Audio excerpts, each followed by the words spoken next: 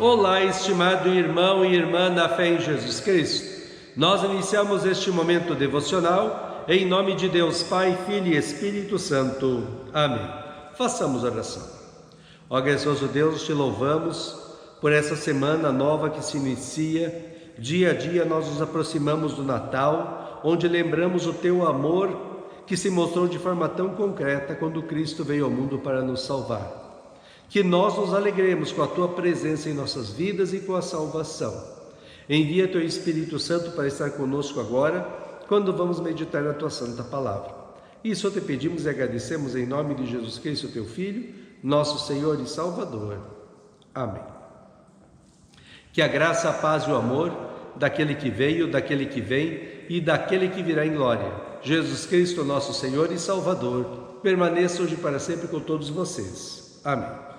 Queremos meditar as palavras de Atos dos Apóstolos, capítulo 22, versículos 17 a 21, que diz assim: E Paulo terminou dizendo: Então eu voltei para Jerusalém.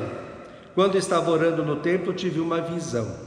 Vi o Senhor e ele me disse: Saia depressa de Jerusalém, porque as pessoas daqui não aceitarão o que você vai dizer a meu respeito. Eu respondi: Senhor, ele sabe muito bem que eu ia às sinagogas e prendia os que criam em ti e batia neles. Quando estavam matando Estevão, que falava a respeito de ti, ó Senhor, eu estava ali, concordando com o crime deles. E até tomei conta das capas dos assassinos dele. Aí o Senhor me disse: Vá, pois eu vou enviá-lo para bem longe, vou enviá-lo aos não-judeus. Que Deus abençoe as palavras em nossos corações. Amém. Estimado irmão e irmã, quando alguém vai ser julgado por alguma coisa que está sendo acusado, o advogado procura fazer uma ótima defesa que precisa obrigatoriamente ter a história do crime, a história da pessoa que está sendo acusada e uma boa conclusão provando que a pessoa não cometeu aquele crime que está sendo acusado. O apóstolo Paulo estava em Jerusalém e estava sendo acusado pelo povo judeu de 3 crimes. Falar contra o templo, falar contra a lei de Moisés e trazer um não-judeu para o templo profanando o mesmo. Paulo conseguiu a atenção do povo que estava gritando: mata, mata. Ele, em vez de se defender, deu um testemunho de vida de quem ele era e de tudo o que aconteceu com ele.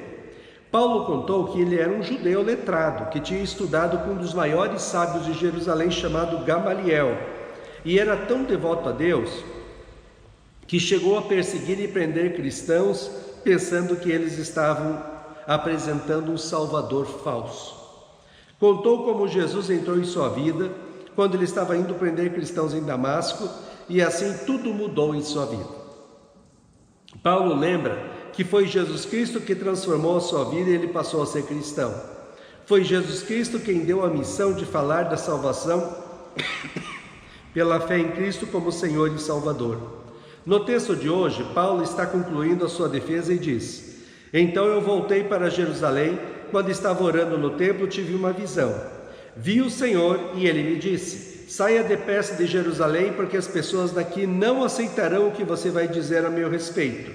Vá, pois eu vou enviá-lo para bem longe, vou enviá-lo para os não-judeus.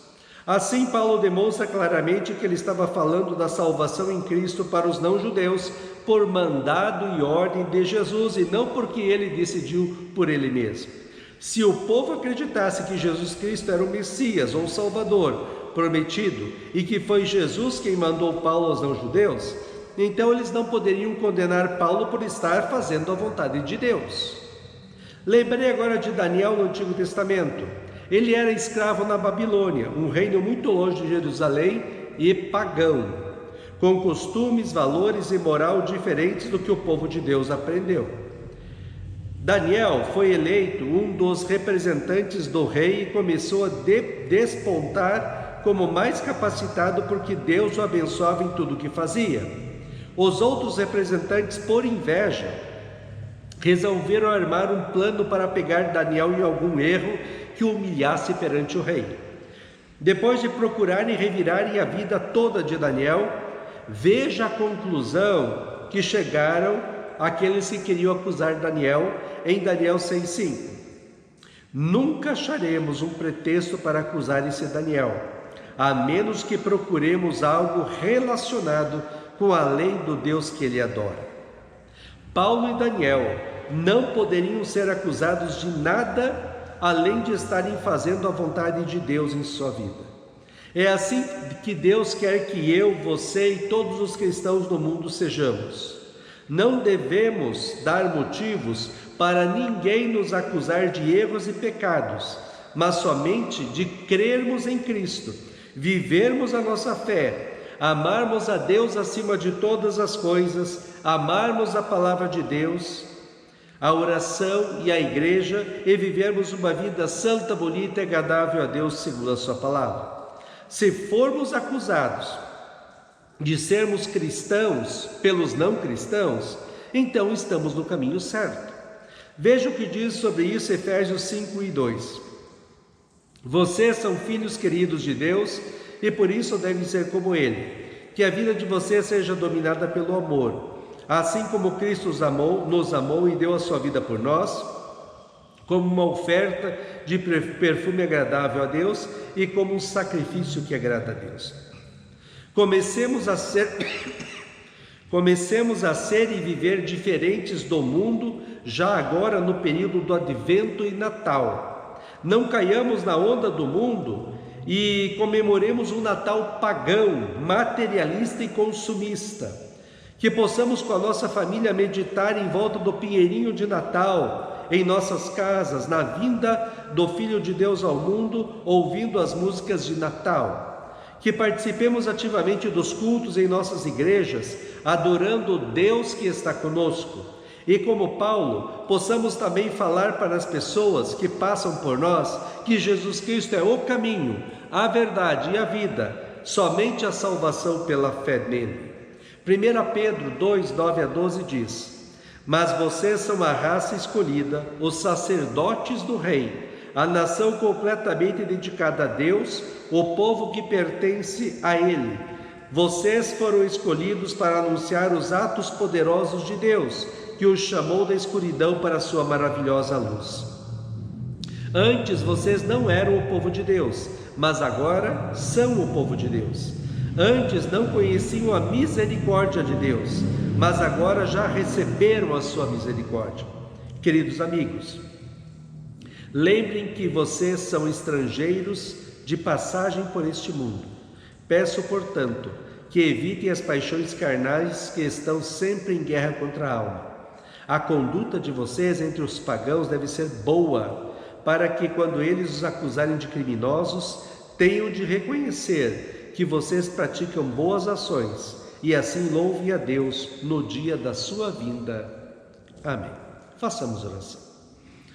Ó Senhor nosso Deus, nós te agradecemos porque nós fomos chamados das trevas do pecado e da condenação eterna para a maravilhosa luz da salvação em Cristo. Que nós possamos, neste Advento e Natal, viver diferente do mundo. Que possamos sair dessa onda do consumismo e materialismo de uma festa pagã e com a nossa família possamos honrar, adorar e ouvir a mensagem de que o Senhor nos ama, Jesus Cristo nos salva e o Senhor está presente em nossas vidas. Que a Tua presença, ó Deus, sempre traga para nós alegria e paz. Fica conosco neste dia, cuida de nós e dá-nos sabedoria. Isso te pedimos e agradecemos em nome de Jesus. Amém. Receba a bênção do Senhor. O Senhor te abençoe e te guarde. O Senhor faça resplandecer o seu rosto sobre ti e tenha misericórdia de ti. O Senhor sobre ti levante o seu rosto e te dê a paz. Amém.